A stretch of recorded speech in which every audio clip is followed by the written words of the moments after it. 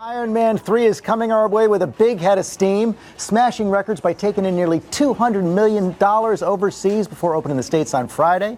Robert Downey Jr. is back as Iron Man Tony Stark. Here he is calling out his latest nemesis, the Mandarin. My name is Tony Stark, and I'm not afraid of you. I know you're a coward. So I've decided that you just died, pal. I'm gonna come get the body. There's no politics here, it's just good old-fashioned revenge. There's no Pentagon, it's just you and me. And on the off chance you're a man, here's my home address. 10880 Malibu Point, 90265. I'll leave the door unlocked. And welcome back to Robert Downey Jr. Great to have you here.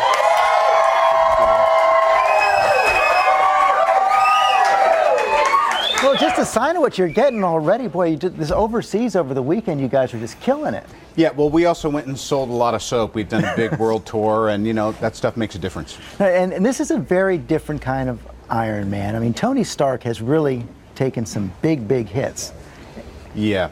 Well, we also figured after the Avengers and all these kind of super epic things happened, we thought Tony should be a little freaked out by that. And so what he's doing to compensate for his anxiety is, of course, building more suits. And he's going to need them against the Mandarin. Building a lot more suits, and Don Cheadle and Gwenth Paltrow get to wear them. Yes. This time around. Well, we've been, you know, really wanting to do that. I mean, obviously, in the last Iron Man as War Machine, Don got to, but we thought, you know, so much of what drove the success of the Iron Man franchise was our female audience, and I thought we got to get Gwenth in the suit. And she said, I'm game, and it turns out that's exactly what she also said you're kind of a wimp. She said it's not that tough being in the suit. Well, if she says so, she must be right. She's a woman.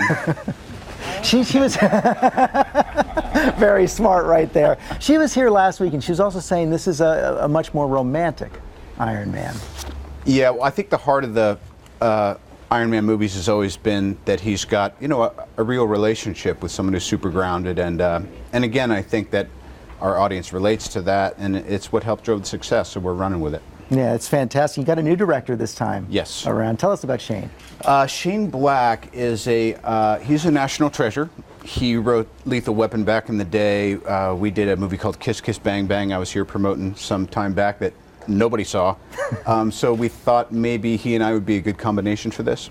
And what about Ben Kingsley taking on that role of the Mandarin? And you guys had some fun playing with it, I understand. We did. I mean, honestly, I think Ben Kingsley is going to be the real standout performance in Iron Man 3. He takes some big risks playing this bad guy.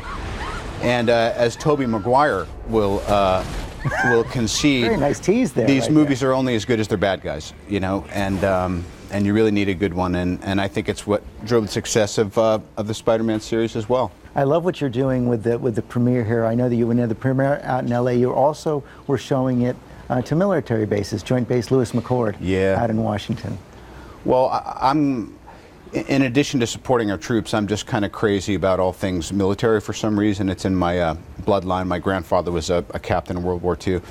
But I also just feel you get great support when you go to a military base. They really appreciate that you're bringing entertainment to them, you know, kind of USO style. Mm-hmm. So what's next for you? I'm going to do a movie that my glorious missus is producing with Robert Duvall and myself, kind of a return to a little more of a dramatic with it's kind of a family drama called The Judge. Looking forward to it. Thanks. Looking forward to Iron Man 3. It opens this Friday. Great to see you. Thanks a bunch, man.